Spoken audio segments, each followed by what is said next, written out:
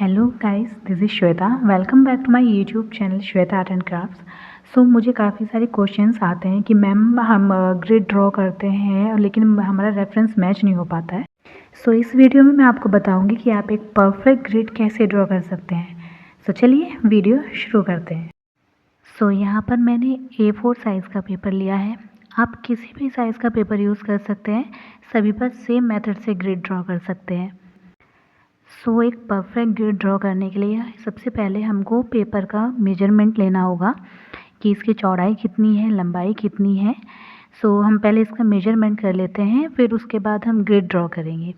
सो इसकी पेपर की जो चौड़ाई है वो 21 सेंटीमीटर है और इसकी जो लंबाई है वो है 30 सेंटीमीटर। ये A4 साइज़ का पेपर है, तो इसकी जो लंबाई चौड़ाई होती है, जो चौड़ाई होती है वो 21 सेंटीमीटर और जो लंबाई होती है वो 30 सेंटीमीटर होती है। सो इसमें जो एक्स्ट्रा पेपर है उसको पहले मैं मार्क कर लूँगी। तो यहाँ पर मैं एक्स्ट्रा पेपर को मार्क करूँगी, यहाँ से हाफ़ और यहाँ से हाफ़ सेंटीमीटर, ऊपर से 1 सेंटीमीटर और नीचे से भी 1 सेंटीमीटर छोड़ के मैं मार्क लगाऊँगी। अभी मैं आपको आगे बताऊँगी कि मैंने ऐसा क्यों किया है, मैंने ये पेपर क्यों छोड़ा है। तो यहाँ पर हम हाफ़ सेंटीमीटर छोड़ के मार्क लगा देंगे, इधर भी हम हाफ़ सेंटीमीटर छोड़ के मार्क लगा देंगे और यहाँ पर हम 1 सेंटीमीटर छोड़ के मार्क लगाएंगे।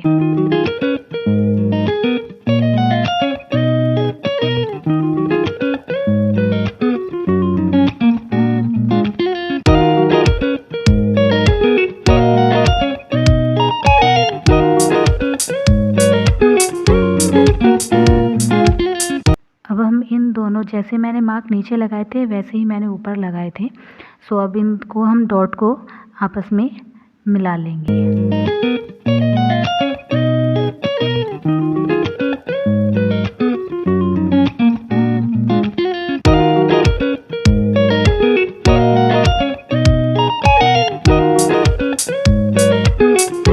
यहाँ पर मैंने ये चारों डॉट मिला ली हैं। अब मैं बताती हूँ कि मैंने ये क्यों किया है।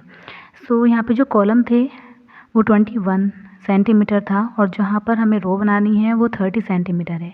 तो हमें 2 सेंटीमीटर के कॉलम्स बनाने हैं। सो यहाँ पे 2 सेंटीमीटर की मल्टीप्लाई हम 10 से करेंगे तो 20 आएगा। तो 21 सेंटीमीटर में से 20 घटाएंगे तो कितना आएगा, 1 आएगा। इसलिए हमने यहाँ पर हाफ सेंटीमीटर छोड़ के मार्क लगाया था जो एक्स्ट्रा पेपर था। अब जो इसकी लेंथ है उसको भी हम 2 सेंटीमीटर से मल्टीप्लाई करेंगे 14 की, तो 28 आएगा। 30 में से 28 माइनस करेंगे तो यहाँ पर 2 आएगा। इसलिए हमने 1 सेंटीमीटर ऊपर छोड़ा है और 1 सेंटीमीटर नीचे छोड़ा है। अब हम यहाँ पर 2 सेंटीमीटर छोड़ के डॉट लगाएंगे।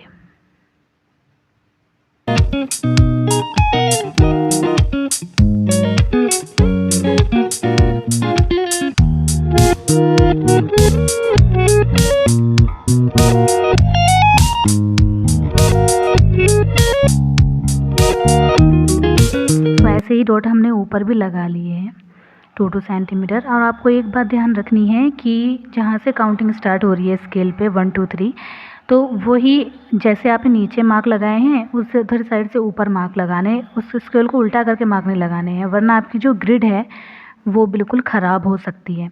हो सकता है कि आपके पास छोटा स्केल हो, तो उसके लिए भी हमारे पास सॉल्यूशन है। आपको स्केल नीचे वाले डॉट पे रखना है और ऊपर एक डॉट लगा देना है। आप ये जैसे डॉट नीचे लगाएं 2 सेंटीमीटर छोड़ के, ये डॉट आप उस स्केल को नाप के वहाँ पे भी डॉट लगा सकते हैं और फिर इसको डॉट से मैच कर सकते हैं। तो जहाँ हमने डॉट लगाए थे वहाँ पर ही छोटा वाला स्केल रखा है, इसको डॉट से मैच करेंगे। इसको मैच करने के बाद फिर यहीं पर ये स्केल रखकर इसी डॉट के बाद ऊपर वाले डॉट से हम मैच कर देंगे। इससे क्या होगा कि जो हमारी लाइन है वो एकदम परफेक्ट सीधी खींचेगी, आड़ी तिरछी नहीं होगी। सो इसी प्रोसेस के साथ हमें सभी साइज़ के जो पेपर आते हैं, A4 size, A3 size, A2 size, तो सभी पर यही मेथड यूज़ होने वाला है। सो यहाँ पर हमने ये लाइन खींच ली है और ऐसे ही हम ये कॉलम बनाएंगे जैसे हमने ये रोज़ बनाई है।